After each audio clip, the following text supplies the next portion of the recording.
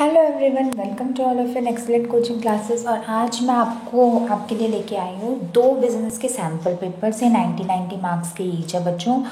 और ये एक सैम्पल पेपर का तो मैं आपको सॉल्यूशन भी दूंगी और सेकंड सैम्पल पेपर आपके लिए अनसॉल्व्ड होगा, आप उसे खुद ट्राई करिएगा। और इनफैक्ट अगर आपको कोई डाउट रहता है आपके दिमाग में या कोई ऐसा क्वेश्चन है whether it is of 1 marks, 3 marks, 4 marks और 6 मार्क्स जो आपको नहीं आता, देन आपको क्या करना है, बस आप कमेंट सेक्शन में लिख दीजिए कि हमें ये क्वेश्चन नहीं आ रहा, then I will provide you the answer of that particular question also. चिंता की कोई बात नहीं, जो चीज़ आपको नहीं आती आप वो मेरे से पूछ लेना। ओके स्टूडेंट्स, तो ये बिजनेस स्टडीज़ का क्लास 11th का है हमारा। अब हम देख लेते हैं, इसमें इंस्ट्रक्शंस पढ़ लेते हैं। इसमें 1 मार्क्स के क्वेश्चन है जिनके 1 सेंटेंस या 1 वर्ड के आंसर है। 3 मार्क्स के क्वेश्चन है जो 50 से 70 वर्ड्स के हैं।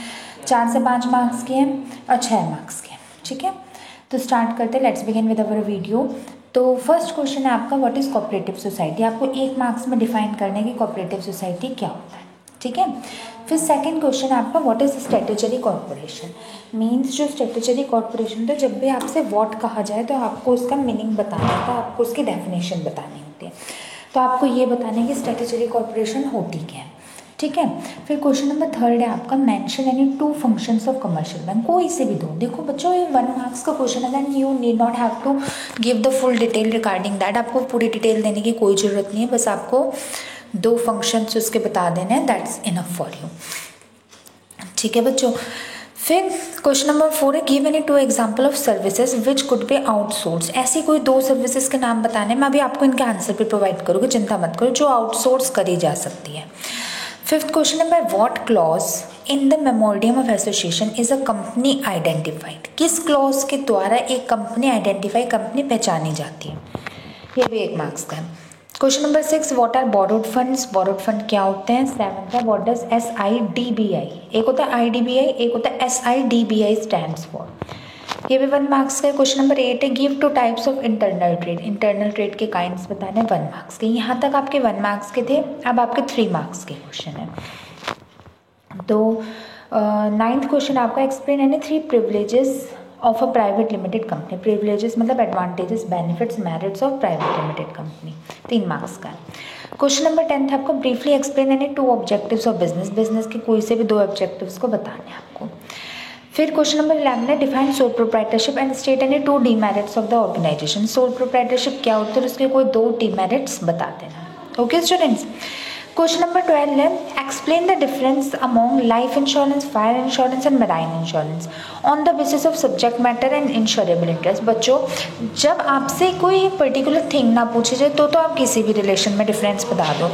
बट स्टूडेंट, जब आपको दिया हो ना कि डिफरेंस बताओ कोई पर्टिकुलर चीज़ है, जैसे 2 चीज़ें आपका सब्जेक्ट मैटर और इंश्योरेबल इंटरेस्ट, तो आपको उन्हीं 2 के अकॉर्डिंग अपना डिफरेंस फाइंड आउट करना है। तो आपको डिफरेंस फाइंड आउट करना है लाइफ इंश्योरेंस और फायर इंश्योरेंस और मैराइन इंश्योरेंस में, और किस बेसिस पे, सब्जेक्ट मैटर के बेसिस पे और इंश्योरेबल इंटरेस्ट के बेसिस पे। ठीक है स्टूडेंट्स, फिर क्वेश्चन नंबर 13 है हमारा, what is a departmental store. Departmental store बहुत इंपॉर्टेंट क्वेश्चन है। मैंने अपने पहले भी मैंने कई पेपर अपलोड कर रखे हैं बिजनेस के, तो भी मैंने आपको यही बताया था that departmental store are really very important questions, और आपको उसके कोई भी 2 मेरिट्स बताने हैं। ओके स्टूडेंट्स, अब क्वेश्चन नंबर 14 है, differentiate between business and profession. देखो बच्चों, क्वेश्चन नंबर 12 में आपको लाइफ, फायर और मैराइन इंश्योरेंस में डिफरेंस बताना था, लेकिन आपकी चीज़ें दी हुई थी कि किस किस बेसिस पे आपको डिफरेंस बताना है, जैसे subject matter, insurable interest. But question number 14 में हमें कुछ दे नहीं रखा कि हमें किस बेसिस पे डिफरेंस फाइंड आउट करना है। तो आप जर्नल जो भी आपको आता है, मिनिमम 3 मार्क्स का क्वेश्चन, तो मिनिमम 3 पॉइंट्स तो लिखना, कोई से भी 3 points. Do you got my point students? Good. Question number 15 है आपका, the management of a company has decided to set up its new plant in rural area to provide employment to local people there and also contribute to the development of that area. From commercial point of view, the consultant have advised against the setting of this plant in rural area. How would you justify management decision?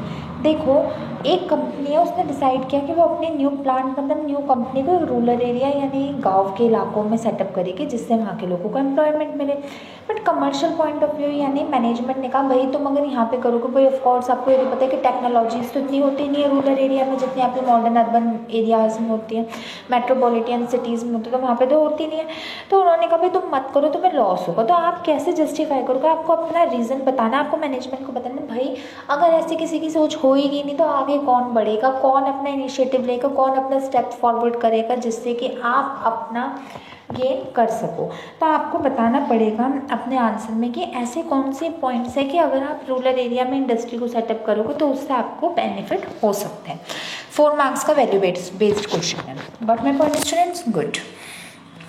अब question number 16 है, explain any 4 features of global enterprise. Global enterprise के कोई भी 4 features बता देना, points लिखना, define करना। फिर क्वेश्चन नंबर 17 है, explain briefly any 4 services of a wholesaler to manufacturer. Wholesaler manufacturer को कौन कौन सी सर्विसेज प्रोवाइड करता है? होलसेलर टू मैन्युफैक्चरर, कंज्यूमर नहीं। तो आप ये बताना 4 मार्क्स का। 18th क्वेश्चन है आपका, explain any 2 merits and 2 demerits of preferential shares. Preferential shares के 2 एडवांटेजेस और 2 डिसएडवांटेजेस लिखने हैं। ठीक है स्टूडेंट्स? 19 क्वेश्चन है, हमें डिस्कस करना है मेरिट्स और लिमिटेशन पार्टनरशिप के। मेरिट्स और लिमिटेशंस पार्टनरशिप के। क्वेश्चन नंबर 20 है, हमें बेनिफिट्स बताने हैं जॉइंट वेंचर्स के। What are the benefits of joint ventures? ठीक है स्टूडेंट्स? फिर क्वेश्चन नंबर 21 है, हमें ई बिजनेस क्या होते हैं और उसके 4 बेनिफिट्स बताने हैं। What is e business and what are its 4 benefits, ये 4 एडवांटेजेस। 5 मार्क्स का क्वेश्चन है, 1 मार्क्स का ई बिजनेस हो गया, 4 मार्क्स के उसके ही बेनिफिट्स हो गए। Okay students? फिर क्वेश्चन नंबर 22 है, explain the merits of issuing equity shares. अगर आप इक्विटी शेयर्स को इशू करते हो तो उसके क्या मेरिट्स होते हैं, क्या बेनिफिट होते हैं, क्या एडवांटेजेस होता है, आपको वो लिखना है 5 मार्क्स के, 5 ही पॉइंट्स लिखना। क्वेश्चन नंबर 23 है आपका, define consumer cooperative society, give its feature. Consumer cooperative society क्या होता है और उसके फीचर्स बताने हैं, 5 मार्क्स का। क्वेश्चन नंबर 24 है, examine the arguments for assumption of social responsibility of a business. For assumption, for क्या आपको सोशल रिस्पॉन्सिबिलिटी के बताना है या एलिमेंट्स ऑफ बिजनेस एथिक्स बताने, दोनों में से कोई एक करना। ये 6 मार्क्स का है। ऐसे 25 क्वेश्चन भी 6 मार्क्स का, इनमें भी चॉइस है आपकी। What are the problems of small business in India. Small business in India के क्या प्रॉब्लम्स है, या तो ये बताओ, या explain the incentive provided by the government for the industrialization of backward area. Backward area में इंडस्ट्री को सेटअप करने के लिए क्या क्या से आर्ग्यूमेंट्स है, क्या क्या से इंसेंटिव है, कौन कौन सी स्कीम्स प्रोवाइड की गई हैं, ये बताना। जो आपको आता है वो करना। क्वेश्चन नंबर 26 है आपका, what is certificate of incorporation, explain the procedure for incorporation of a company. Company के इनकॉर्पोरेशन के कौन कौन से प्रोसीजर होते हैं, तो ये बता दो या ये बता दो। Explain the reason for the popularity of public limited company. Popularity मतलब merits of public limited company. ठीक है स्टूडेंट्स? गुड। फिर या तो ये कर दो, या फिर क्वेश्चन नंबर 27 में 6 मार्क्स का है, उसमें आपका explain any 3 documents used in imported. Import trade करने के कोई से भी 3 डॉक्यूमेंट्स, या तो ये बता दो या तो ऊपर वाला पार्ट करो या नीचे वाले में दोनों पार्ट करो। Explain the notes of role of WTO या प्रॉब्लम्स ऑफ इंटरनेशनल ट्रेड, या तो ये कर लो या ये कर लो, 6 मार्क्स का। तो स्टूडेंट्स ये 27 मार्क्स का क्वेश्चन है आपका, और ये आपका 90 मार्क्स का पेपर रेडी हो गया।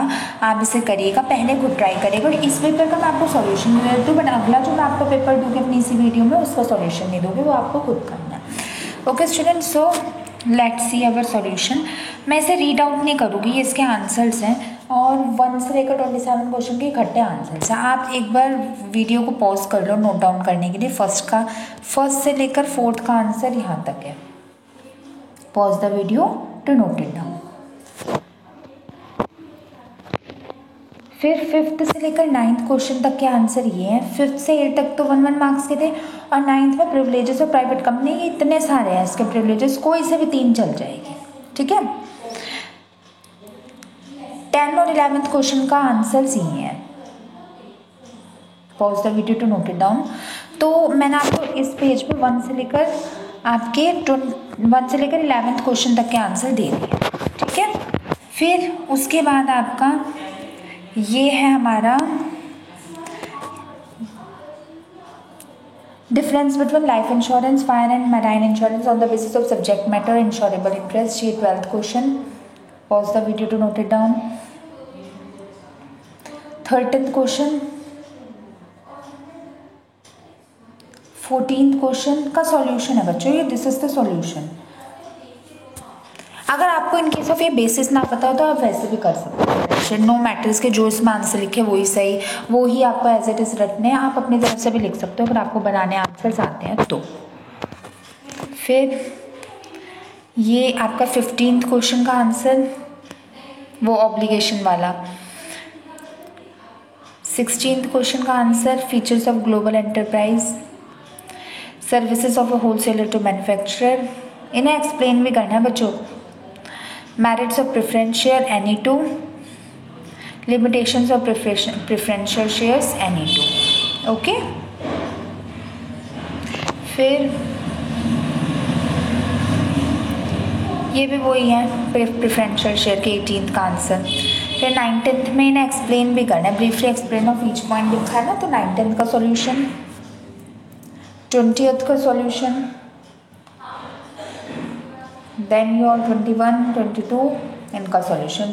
Pause the video to note it down. फिर ये वो ये आपका, और 23rd क्वेश्चन है आपका consumer cooperative society, consumer cooperative society, और इसका ये सॉल्यूशन है आपका। फिर 24 का सॉल्यूशन ये आपका,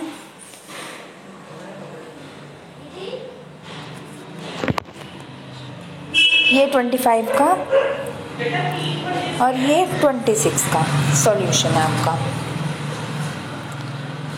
ओके स्टूडेंट्स,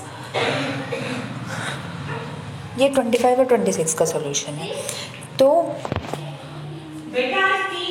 ये इसके बाद मैंने आपको ये रीजंस भी, अब ये नेक्स्ट का सॉल्यूशन है, reasons for the popularity of joint stock companies.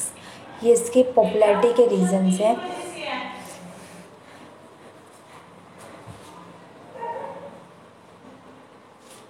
ये 27 के डॉक्यूमेंट्स हैं हमारे इम्पोर्ट ट्रेड के,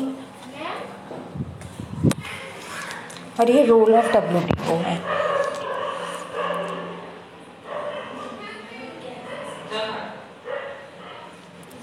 आप इन्हें देख लीजिए और होपफुली सो आपको समझ भी आ गए होंगे। आप इन्हें कंसीडर कर लीजिएगा, और ये इसका सॉल्यूशन है हमारे फर्स्ट क्वेश्चन का। अब मैंने आपको फर्स्ट का तो सॉल्यूशन दे दिया, अब इसके बाद मैं आपको करवाती हूँ नेक्स्ट का सॉल्यूशन।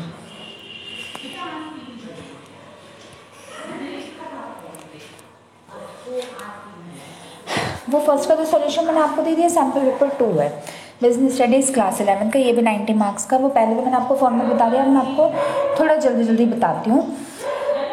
ये सेकंड पेपर है, सेकंड पेपर। फर्स्ट है क्वेश्चन आपका व्हाट इज बिजनेस, 1 मार्क्स का। सेकंड क्वेश्चन आपका explain any 2 causes of business risk, 1 marks का। थर्ड है explain unlimited liability as a features of partnership, ये भी 1 मार्क्स का। Fourth state any 2 merits of ये बिजनेस, ये भी 1 मार्क्स का। Fifth what is meant by prospectus, 1 marks. Sixth what is email, 1 marks. What is NEFT, 1 marks. NEFT। Question number 8 why is equity share capital called risk capital, ये risk capital क्यों कहलाए जाते हैं, 1 marks का। Question number 9 e banking provides various benefits to customers, state any 3 such benefits. मतलब e banking के क्या function है बच्चों, जो बार बार क्वेश्चन रिपीट हो रहे हैं ना आपके सैम्पल पेपर्स में, वो ट्रूली इंपॉर्टेंट है, तो आप उन्हें थोड़ा ज़्यादा ध्यान से कंसीडर कर लीजिएगा। जैसे ई बैंकिंग पिछले वाले पेपर में भी थे, तो थोड़ा ध्यान से दे देना। 10th question business enterprises need to take a suitable measure for pollution control, give any 3 reason in favour of this statement, 3 marks का। Question number 11 today businessman are more conscious for their social responsibility because there are some factors which prostrated them to fulfill their responsibilities, explain any 3 such factors, ये भी 3 marks का।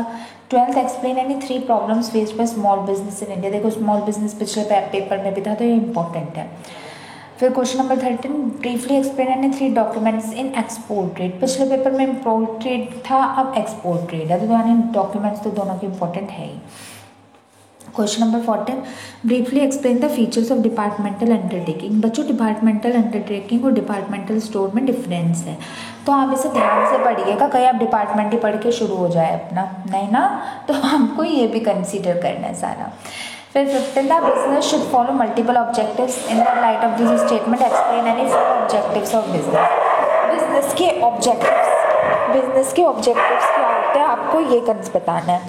फिर question number 16, the following enterprises are related to which of the public enterprise।